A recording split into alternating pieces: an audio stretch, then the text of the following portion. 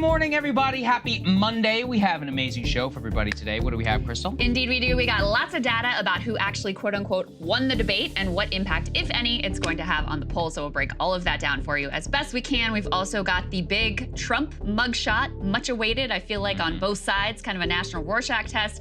So we'll talk to you about that and what it means. We've also got some polling about how the American people are feeling about all of his various criminal charges, which is pretty interesting, actually. So we'll get into that.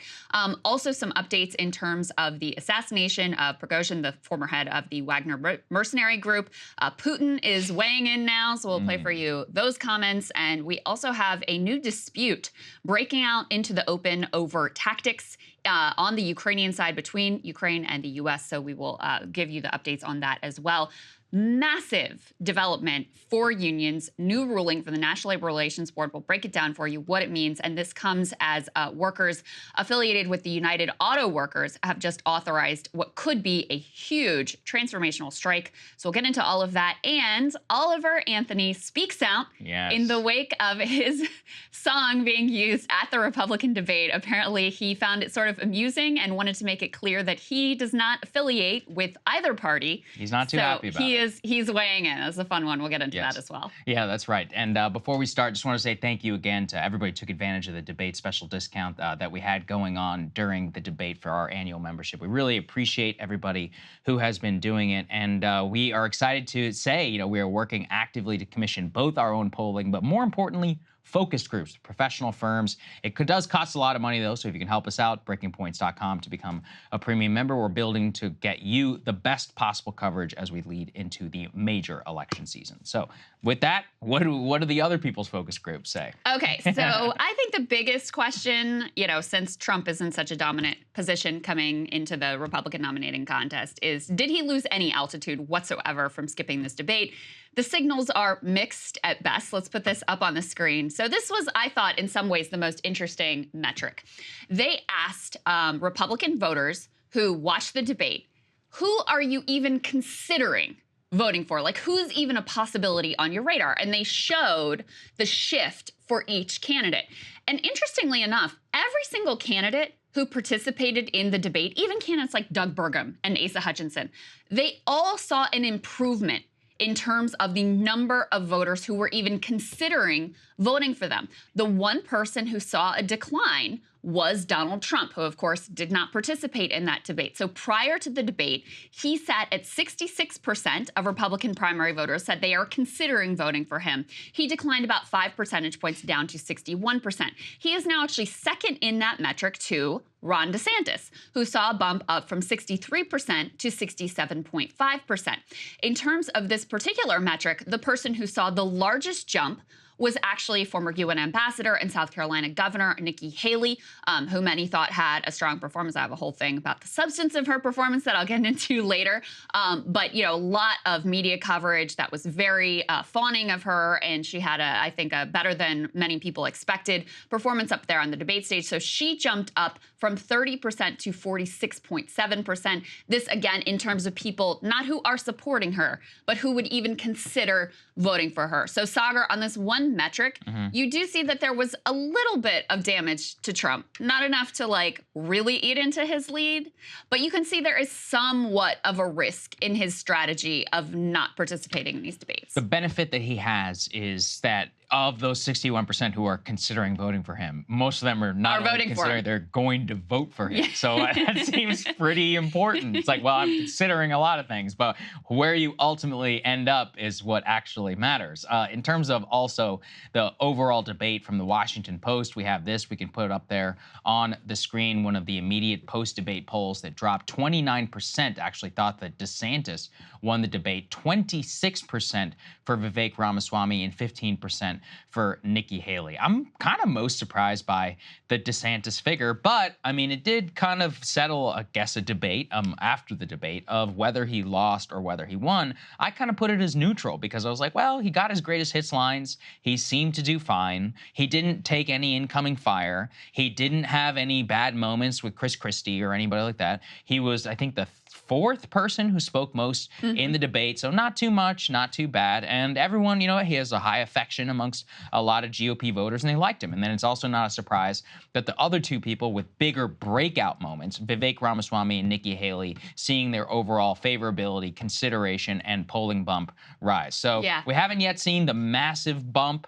for Vivek Ramaswamy. We don't even know yet if that's going to materialize. Sometimes these things do take time. Don't forget also there's going to be another debate just next month. So if you got compounding earned media, don't forget, with Trump, he didn't really have some of his best moments until 2 or even 3 debates into the cycle where he had a total domination of the field. So we don't yet know, but the major bump for Ramaswamy has not yet been seen, both in partisan polls that are out there in terms of like super PACs and others, but also in terms of major live caller polls that happened afterwards as well. Yeah, they also tested all of the candidates' favorability that Washington Post poll did, both before and after the debate. And those ones where you can see the shift are kind of the most interesting to me. And so you had Nikki Haley, again, was the person who saw the largest shift in terms of her favorability. She jumped up by 14 points. They said that put her in clear positive territory. Now 65% hold a favorable opinion of her.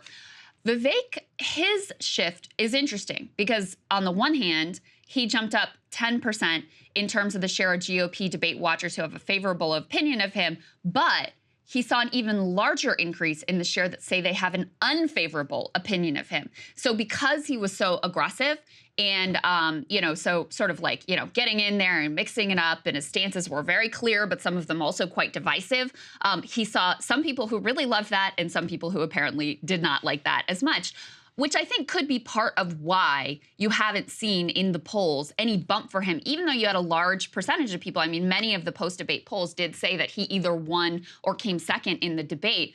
The other thing that I think you could be seeing here in terms of a lack of a polling bump for Vivek is actually something that Kyle was arguing in our post-debate panel, which is, people who are Trump supporters liked Vivek in the debate, but guess what? They're not voting for him, they're voting for Trump. Now, the good news for Vivek is that he's sort of betting on something happening with Trump that takes him out of the race. And so I think in terms of that, if he's positioning himself as the primary Trump alternative, then he probably did himself some favors here, even as it's not really showing up that much in the polls yet. And actually, we can put this next poll up on the screen that shows you the shift post-debate. This is an insider advantage poll. And so we have the numbers here, but it also shows you how much they have moved since the last time this particular polling company ran a poll in the field. Trump did lose a little bit of altitude. He's at 45%. That is a 6-point decline, but it's obviously not enough to knock him off of his perch. Ron DeSantis saw a significant shift, +8. He's now up at 18%. Nikki Haley also with a pretty sizable notable shift there, up at 11%. And Vivek Ramaswamy more or less treading water at 7%. That is an increase of +1. Everybody else more or less staying the same. Christie 4, Scott 3, Pence 2, Larry Elder wasn't in the debate at 1, Hutchinson 1, Burgum 1, Hurd 1. So the most notable shifts coming, Trump bumping down a little bit, DeSantis bumping up significantly, and Haley bumping up significantly. And with regard to Ron DeSantis, Saagar, I think people actually, a good number of people liked the fact that he was kind of out of the fray in the debate. And I do think that, my pre-debate prediction was better than my post-debate analysis in that I thought since he had been caricatured as this like incredibly awkward, inept person, that when people actually saw him on stage and he very, clearly and forcefully delivered his message and didn't get mixed up in some of the back and forth of the other candidates, people both felt like he was forceful in his delivery, but also like he was a little bit above the fray and a little bit of the like adult in the room. Some of that is being rewarded for that. Some of that is really coming through. We have this next one we can put up there on the screen, and it shows the same thing. This is from a Patriot polling company. Keep in mind, this is 750 registered voters, not necessarily likely voters, but registered voters skews more Democrat and or people who are not MAGA. However, it does show a bump there for Nikki Haley, 23%, Ron DeSantis at 22.4. This is on the question of who won the debate. Mike Pence at 12.2, Christie 9.6, and Vivek Ramaswamy 8.8. It's a little bit of an outlier, but it does show with the consistent kind of performance of DeSantis, both in some of the more partisan polls and also in the independent ones, people didn't seem to mind that he didn't, engage in some of the imbroglios or fights or any of that. it did work out, in terms of Vivek Ramaswamy, I think with name ID, and we saw the Google search trend results that happened afterwards. But so much of this, as we're about to talk about, the actual contender in this race, the man with 50, 60 some percent support of the Republican voters who have him. And in that sense, though, maybe Vivek's strategy is probably the best one. I'm running effectively as a dark horse number 2. If something happens to Trump, then I'll try and scoop up all his voters. I got all that nice favorability going for him. So that's, I think, his best possible chance. And where we are right now. I have in my monologue today a poll. They tested the race without Trump, and it's DeSantis and Ramaswamy who are basically tied. There you go. So if something happened to Trump, I mean, I can't see him dropping out, but whatever. If something happened and he was no longer in the race, which is basically what all these candidates are banking on at this point, that's like their best hope, his voters would probably split largely between DeSantis and Ramaswamy as of today. One thing I am curious about is, even though I don't think Trump lost a lot by not going to the debate, you do see his favorability ebb a little bit. You do see the percentage of voters that are considering him ebb a little bit. The debate was watched. I know what the Twitter numbers say, but the Twitter numbers are not reality. The debate was watched by way more people than his Tucker interview was. These candidates are getting a lot of headlines. They're getting a lot of media attention, sort of, stealing the spotlight from him, at least for a moment, until his mugshot came out, which was literally one day later. I do wonder if he reconsiders and attends any of the future debates. What do you think, Saagar? Do you think he'll think twice about sitting out all the rest of them? You never know. I think if we saw bigger rises for Ramaswamy, the answer would be yes. Because it has been effectively a wash in terms of the polls.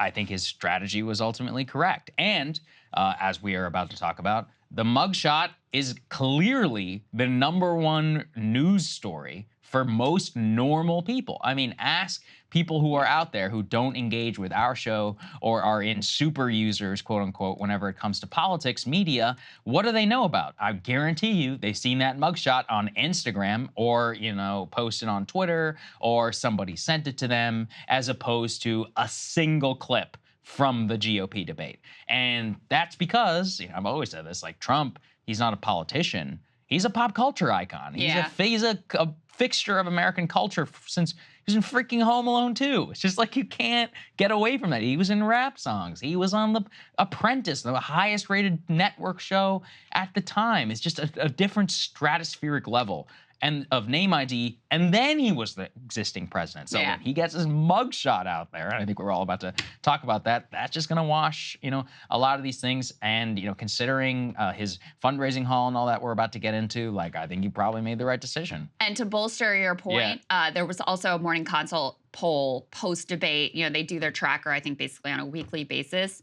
They literally showed no change in the race. There you go. No, statistically, maybe one person was up a point or down a point or whatever, but it was basically exactly the same after the debate as it was before the debate. So I don't think that so far the debates are not the game changer that some of these candidates would like them to be, even as their, lineup, whether they're second or third or fourth, has kind of shifted around in everyone not named Donald Trump. Hey guys, if you like that video, go to breakingpoints.com, become a premium subscriber, and help us build the best independent media organization on the planet. That's right. We're subscriber funded. We're building something new. We want to replace these failing mainstream media organizations. So again, to subscribe, it's breakingpoints.com.